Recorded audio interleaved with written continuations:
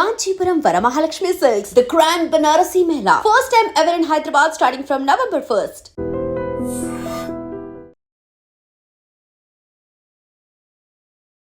Hi hello నమస్తే welcome back to iDream media.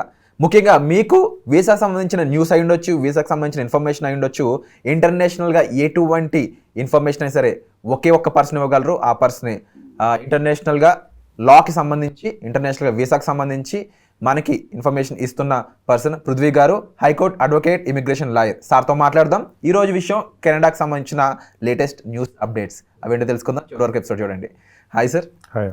Canada ఒక పొలిటికల్గా మిస్యూజ్డ్ కంట్రీగా మారిపోయింది. కాకపోతే ఇక్కడ మనకి ప్రాబ్లం ఏంటంటే మన ఆడపిల్లలు, మన పిల్లలు అంటే స్టడీస్కి సంబంధించి అక్కడికి వెళ్ళి యూనివర్సిటీ ఆఫ్ టొరంటో కానీ డిఫరెంట్ యూనివర్సిటీస్ ఉన్నాయి కెనడాలో, చాలా పెద్ద పెద్ద యూనివర్సిటీస్ ఉన్నాయి. అక్కడికి వెళ్ళి వాళ్ళు ఇబ్బంది పడుతున్నారు, వాళ్ళు రిస్క్లోకి వెళ్ళిపోతున్నారని ఒక భయం ఈరోజు ఎపిసోడ్కి కారణం కూడా అయితే. యుఎస్ఏ కన్నా కూడా చాలా ప్రమాదకరంగా కెనడా మారింది. ఎందుకంటారు, ఏమిటంటారు? విరాట్, మనకి యుఎస్ బేస్డ్ వీసాస్ తీసుకుంటే కనుక మనకి యుఎస్కి వెళ్ళినటువంటి ఒక స్టూడెంట్కి అక్కడ సెటిల్ అవ్వాలనుకుంటే మనకి చాలా ఫేసెస్ ఆఫ్ ట్రాన్స్ని దాటి వెళ్ళాలి. ఒకటి ఏంటంటే he has to get H1B visa, తర్వాత గ్రీన్ కార్డు, ఆ తర్వాత సిటిజన్షిప్ తెచ్చుకోవాలి.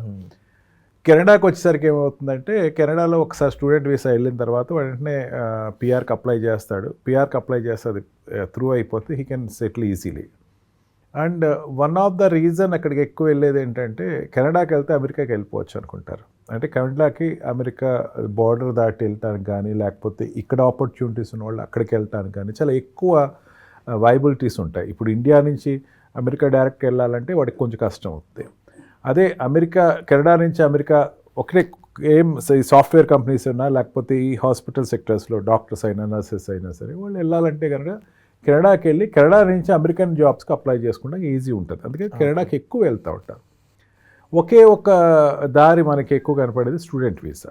మనకి అదే యూఎస్లోకి వచ్చేసరికి H1B వీసా మీద వెళ్తారు. కెనడా అట్లా వెళ్ళరు, స్టూడెంట్ వీసా మీద వెళ్ళి అక్కడికి వెళ్ళి సెటిల్ అవడానికి ఆస్కారం ఉంటుంది. మనకి కెనడా వీసాలో ఇంతవరకు కూడా ప్రాబ్లం రాలేదు. మనకి డ్రాట్ ఎప్పుడైనా వచ్చిందంటే ఒక 10% to 30% రిజెక్ట్ అవ్వటం, లేకపోతే అక్కడికి వెళ్ళి వీసాస్లో ఏదైనా ప్రాబ్లం ఉందంటే మళ్ళీ రీఅప్లై చేసుకుంటాం అన్నది ఏదో ఉంది ప్రాసెస్. కానీ ఈసారి 75% రిజెక్ట్ అయినాయి. మనం ప్రీవియస్ ఎపిసోడ్లో మనం యుఎస్ చేసినప్పుడు 70% వెళ్ళటం ఆగిపోయారన్నాం. మనం యుఎస్కి వెళ్ళటం ఆగడం వేరు, రిజెక్ట్ చేయటం వేరు. అంటే వీళ్ళు వెళ్దాం అనుకున్న వాళ్ళు ఆగిపోయారు. 75% అంటే స్మాల్ నెంబర్ కాదు. దగ్గర 40,000 అప్లికెంట్స్ ఉంటే కనుక దాంట్లో 75% ఆగిపోయారు వెళ్ళటానికి. It's a very big number. ప్రతి 3 2 రిజెక్ట్ అవుతున్నారు, ప్రతి 4 3 రిజెక్ట్ అవుతున్నారు. ఈ నెంబర్ ఎందుకు వచ్చింది అంటే, మనం ఇంతకుముందు ఉండేటువంటి ఎక్స్పీరియన్సెస్లో చూసుకున్నా సరే, లేకపోతే ఇంతకుముందు ఉన్నటువంటి సిచ్యువేషన్లో తీసుకున్నా, వాళ్ళు ఏమంటున్నారంటే ఫేక్ సర్టిఫికేట్స్ పెడుతున్నారు అని చెప్పేసి ఒక రీజన్ తోటి వాళ్ళు రిజెక్ట్ చేస్తున్నారు. వాళ్ళు ఏమంటారంటే 2023లో 14,000 ఫేక్ సర్టిఫికేట్స్ వచ్చినాయి. దాన్ని ఇరాడికేట్ చేయడం కోసం ఈసారి మేము ఈ ఫేక్ సర్టిఫికేట్స్ని ఆపటం కోసం అని ప్రతిదీ క్షుణ్ణంగా పరిశీలిస్తున్నాం. వెరిఫై చేసినప్పుడు మాకు తప్పులు వస్తున్నాయి అని చెప్పేసి అన్నారు. అంటే వెరిఫై చేయాలంటే మనం స్టూడెంట్ వీసాలు అప్లై చేసినప్పుడు వాడు చెప్పిన రీజన్ ప్రకారం చూస్తే స్పెల్లింగ్ మిస్టేక్ ఎక్కడైనా తేడా వచ్చినా, లేకపోతే కొన్ని ఏదో స్మాల్ ఇన్ఫర్మేషన్స్ ఏదైనా మిస్టేక్స్ వచ్చినా రిజెక్ట్ చేస్తున్నారని చెప్పాలి. నిజంగా ఇది రీజనా? దీనివల్లే రిజెక్ట్ చేస్తున్నారా అనుకుంటే, నేను చేసిన రీసెర్చ్లో నాకు అర్థమైంది ఏంటంటే, this is not the only reason. మన ప్రీవియస్ కెనడియన్ ప్రెసిడెంట్ ఏదైతే ఇండియాతోటి బైలాటరల్ రిలేషన్స్ ఏదైనా ఆపేయాలని అనుకున్నప్పుడు ఆ ఇంపాక్ట్ ఇప్పుడు పడుతుందని చెప్పచ్చు. Okay, political reasons. అంటే మనకి ఇండియాలో జరిగినటువంటి అంతర్జాతీయ సమావేశంలో అతను వచ్చిన దగ్గర నుంచి, ప్రీవియస్ ప్రెసిడెంట్ వచ్చిన దగ్గర నుంచి ఒక అన్వెల్కమింగ్ సిచ్యువేషన్ క్రియేట్ చేసుకున్నాడు తను. అక్కడికి వెళ్ళి మళ్ళీ ఇండియా మీద హేటెడ్ న్యూసెస్ ఇవ్వటం, అండ్ ఫస్ట్ టైం ఒక political reason and commerce reason ఏదైనా చెప్పుకుంటాం. కామర్స్ రీజన్ అయినా సరే పెద్ద ప్రాబ్లం లేదు మనకి. పొలిటికల్ రీజన్ అయితేనే ఇబ్బంది వస్తుంది. పొలిటికల్ రీజన్ అనేది ఏమవుతుందంటే ఎంబసీలో వాళ్ళు ఉన్నటువంటి స్టాఫ్ని కొంతమంది తగ్గించేస్తారు. తగ్గించమని వాళ్ళు అడుగుతారు, వెంటనే ఇక్కడి నుంచి ఇక్కడి నుంచి అంటే అక్కడ 10 మంది వెనక్కి వచ్చారనుకోండి, ఇక్కడ ఇండియా నుంచి 10 మంది కెనాడియన్స్ వెనక్కి వెళ్ళిపోతారు. తగ్గింది అంటే ఒక బ్యాడ్ ఇండికేషన్ ఆ కంట్రీస్ మధ్య నడుస్తుందని అర్థం. అంటే వాళ్ళిద్దరి మధ్యన రిలేషన్షిప్, బయలేటరల్ రిలేషన్షిప్ కానీ ఇలా ఎటువంటి ఎడ్యుకేషన్ రిలేషన్షిప్ కానీ సోషల్ రిలేషన్స్ తగ్గుతున్నాయని చెప్పచ్చు. అక్కడున్న పొలిటికల్ రీజన్స్, ఎస్, అక్కడున్న గ్యాంగ్స్ మధ్య ఉన్న ఫైనాన్షియల్ రిలేషన్స్ రిలేషన్ ఇవన్నీ దెబ్బతినడం కారణంగానే ఇండియన్కి సంబంధించిన వీసా క్యాన్సిలేషన్ ఎక్కువైంది.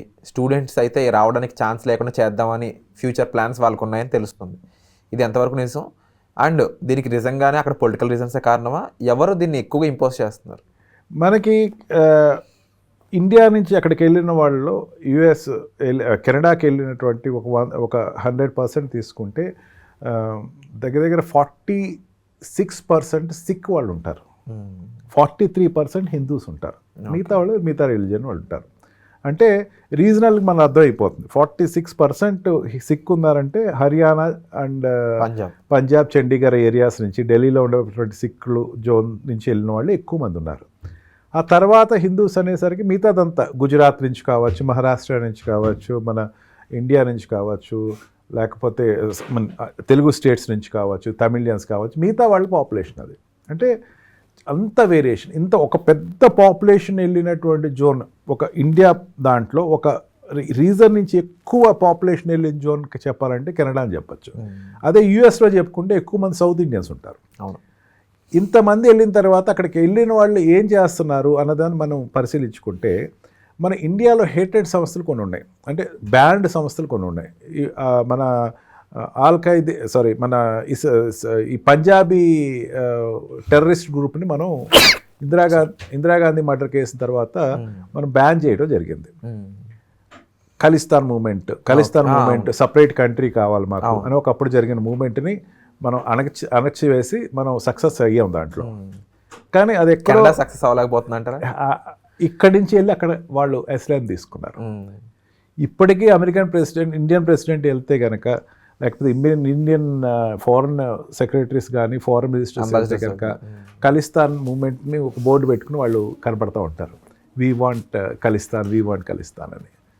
Canada could be a Khalistani country. Khalistani ఎస్లైమ్డ్ కంట్రీ.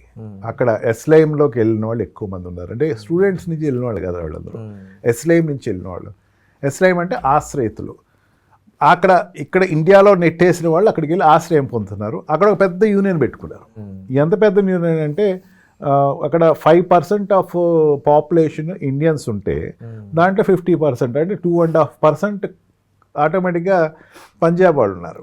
అంటే 2.5% అంటే మన చిన్న నెంబర్ కాదు అది. ఆ 2.5% ఉన్నది కూడా ఇక్కడ ఉన్న అర్బన్ ఏరియాస్లో ఉన్నారు, టొరంటోలోనూ మిగతా సిటీస్లోనూ ఉన్నారు. ఆ ఏరియాలో ఓటింగ్ కావాలంటే వాళ్ళు ఆశ్రయించాల్సిన పరిస్థితి వచ్చింది. ఏ మినిస్టర్ ఏ గవర్నమెంట్ రానివ్వండి, ఒక 4 నుంచి 5 ఎంపీలు వచ్చేసరికి ఖలిస్తాన్ వాళ్ళు ఉంటున్నారు, పంజాబీస్ ఉంటున్నారు. వాళ్ళు అక్కడికి వెళ్ళిన తర్వాత ఏమంటున్నారు, వాళ్ళు ఇక్కడ ఇండియాలో ఉండేటువంటి ఖలిస్తాన్ మూమెంట్కి వాళ్ళు ఫైనాన్షియల్ సపోర్ట్ ఇస్తున్నారు. ఓకే. అంటే ఇండియాని రెచ్చగొడుతున్నారు. ఇండియాలో ఉండేటువంటి బ్యాండ్ పొలిటికల్ ఆర్గనైజేషన్స్ని వాళ్ళు ప్రోత్సహిస్తున్నారు. దీన్ని క్వశ్చన్ చేస్తే మాత్రం అక్కడ ఉండేటువంటి కెనడియన్ గవర్నమెంట్ ఒప్పుకోవట్లా. ఎందుకు క్వశ్చన్ చేస్తారు మీరు ఇప్పుడు ఇంతకు ముందు ఉండేటువంటి గవర్నమెంట్ అయితే డైరెక్ట్గా క్వశ్చన్ చేసింది, మీరు మమ్మల్ని క్వశ్చన్ చేయకండి. అక్కడ ఒక ఖలిస్తాన్ లీడరు మర్డర్ చేయబడ్డాడు. ఎంతగా దిగజారిపోయిందంటే కెనడియన్ గవర్నమెంట్ ఈ మర్డర్ చేయించింది మోడీ గారే చేయించారు దగ్గరుండి అని ఒక న్యూస్ ఆయన ఓపెన్గా వదిలేసేసాడు. సో ఈ అన్నోన్ హేట్రెడ్ అనేది ఎక్కువ తీసుకొచ్చి ఇండియన్ స్టూడెంట్స్ వీసా కూడా క్యాన్సిల్ చేసి అంత సిచ్యువేషన్ తీసుకెళ్ళిపోయారు. అండ్ రిలేషన్షిప్, బట్ ప్రస్తుతం government it is good with India. Commerce relation దెబ్బతినలేదు విరాట్. అంటే కామర్స్ రిలేషన్ అంటే ఇండియాకి అక్కడికి ఉండేటువంటి what we call software exchange కానీ, సాఫ్ట్వేర్ కంపెనీస్లో ఇక్కడ లాంచ్ చేసి పెట్టడం కానీ, లేకపోతే మిగతా కామర్స్ ఏదైతే వ్యాపారం అన్నది ఎక్కడ దెబ్బతినలేదు. బట్ స్టూడెంట్స్ పొలిటికల్గా ఇంపాక్ట్ అయింది. అదంటే ఏంటంటే కొంచెం ఈ వాళ్ళు స్ట్రిక్ట్ అన్న ఒక నేపం కవర్ వేసుకుని మేము స్ట్రిక్ట్గా ఉన్నాము, ఎక్కువ మంది రిజెక్ట్ చేస్తున్నాము ఫేక్ సర్టిఫికేట్స్ తోటి వస్తున్నారు ఇక్కడ. కోర్స్ ఫేక్ సర్టిఫికేట్స్ అంటే ఎవరు ఎంకరేజ్ చేయకూడదు. ఇటువంటి సిచ్యువేషన్లో మనం ఎక్కువ ఆలోచించాల్సింది ఏంటంటే అక్కడ ఉండేటువంటి స్టూడెంట్స్, ఇండియన్ స్టూడెంట్స్, ఇందాక మీరు చెప్పారు ఇండియన్ స్టూడెంట్స్ ప్రొటెక్షన్ దగ్గరికి వచ్చేసరికి మనం ఎక్కువ ఆలోచించాలి. What you said is correct. అక్కడ కొన్ని వెరీ రీసెంట్లీ ఒక ప్రాస్టిట్యూట్ జోన్ నుంచి తప్పించి ఇండియాకి పంపించడం జరిగింది. అండ్ గన్ కల్చర్ ఎక్కువ ఉన్నటువంటి జోన్స్. మనకి ఫ్రీడమ్ వచ్చింది కదా అని చెప్పేసి విచ్చలవిడిగా వెళ్ళేటువంటి స్టూడెంట్స్కి అయితే అది కొంచెం రిస్కీ ఏరియా అని చెప్పచ్చు. Alternative countries are there. England is there. England పిలుస్తుంది రండి అని చెప్తుంది. ఆస్ట్రేలియా అయితే రెడ్ కార్పెట్ వేసింది, రండి మా దేశానికి రండి, మీరు వచ్చి మా దేశంలో ఉండండి, చదువుకోండి అని చెప్తున్నారు. బట్ యూనివర్సిటీస్ వచ్చేసరికి ఎక్కువ యూనివర్సిటీస్ ఇండియన్ స్టూడెంట్స్ మీద డిపెండ్ అయిపోయాయి. అక్కడ ఇండియన్ స్టూడెంట్స్ మీద అంటే ఫారెన్ కంట్రీస్ నుంచి వచ్చే స్టూడెంట్స్ మీద 3/4 పాపులేషన్ తోటి ఉండేటువంటి యూనివర్సిటీస్ ఉంటాయి. అంటే రెస్ట్రిక్షన్ లేదు. ఎంతమంది అమెరికా రెస్ట్రిక్షన్స్ ఉంది. 15% మొన్న ఈ మధ్యనే రెస్ట్రిక్షన్స్ ఇచ్చింది. 15% రావాలి, దాంట్లో 5% ఒకే కంట్రీ నుంచి ఉండాలి తప్ప 15 ఒకే కంట్రీ నుంచి రావడానికి వీలు రెస్ట్రిక్షన్ ఇచ్చింది. ఈ రెస్ట్రిక్షన్ అక్కడ కెనడియన్ యూనివర్సిటీలో లేదు. అందుకని ఏంటంటే 3/4 ఆఫ్ ద స్టూడెంట్స్ కొన్ని యూనివర్సిటీలో ఉన్నారు. అందుకని కొన్ని అండ్ ఆల్సో టాప్ యూనివర్సిటీస్లో 2 యూనివర్సిటీస్ అక్కడే ఉన్నాయి.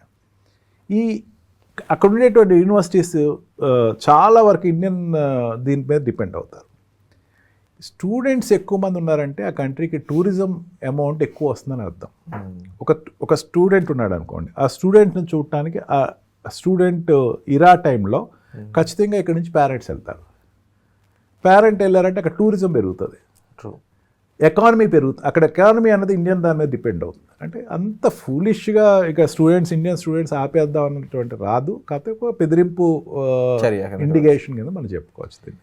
Wonderful sir, and thank you for such information sir. First point, students సంబంధించి వీసా క్యాన్సిలేషన్ అయి ఉండొచ్చు, దాని వెనకాల ఉన్న రకరకాల రీజన్స్ అయి ఉండొచ్చు, చాలా క్లియర్గా ఇంపాక్ట్ఫుల్గా మాకు అందించినందుకు. సో ఎవరైనా సరే వీసా రిలేటెడ్గా ఏ కంట్రీ చూస్ చేసుకోవాలి, స్టడీస్ పరంగా అయి ఉండొచ్చు, లేదా to opt for lifetime settlement అయి ఉండొచ్చు, before that take a actual suggestion, accurate suggestion అని చెప్పొచ్చు. That to from professionals like Prithvi garu అయితే that would be much easy to finalise a decision. So దీనికి సంబంధించి మీకు ఏ హెల్ప్ కావాలో మీరు సార్ని సంప్రదించవచ్చు. అండ్ ఈ ఎపిసోడ్ ఎలా అనిపించిందో తప్పకుండా కామెంట్ సెక్షన్లో మెన్షన్ చేయండి. సో వచ్చే ఎపిసోడ్లో మళ్ళీ కలుద్దాం. Thank you so much.